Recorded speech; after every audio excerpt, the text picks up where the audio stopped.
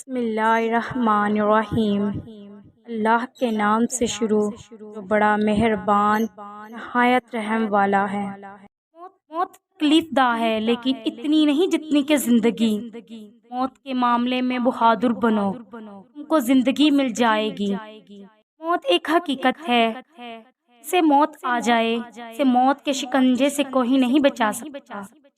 ہر چیز کا علاج ممکن ہے مگر موت کا کوئی علاج نہیں۔ ہر نفس کو موت کا مزہ چکھنا ہے۔ موت ایک میٹھی نیند ہے، جو سو جاتا ہے وہ پھر روز قیامت ہی بیدار ہوتا ہے۔ موت کا فرشتہ کسی پر رحم نہیں کرتا۔ مصائب دنیا کو سہل خیال کر اور موت کو ہر وقت پیش نظر رکھ۔ کسی شخص نے پوچھا، فلاں شخص کی موت کا باعث کیا ہوا؟ حکیم نے جواب دیا، اس کی زندگی۔ نیک انسان کو زندگی میں یا موت کے بعد کوئی ضرر نہیں پہنچ سکتا۔ مصیبتیں زندگی میں ہی برداشت کرنا پڑتی ہیں اور موت سے نجات دلاتی ہے۔ مرگ ایک چیتا ہے زمین گاہ میں کہ جس کے پنجے سے رہائی نہیں ہو سکتی۔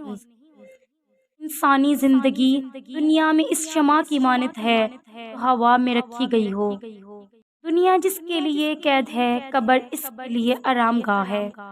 بسا اوقات انسان کی موت اس بات میں ہوتی ہے جس کی وہ خواہش ہے۔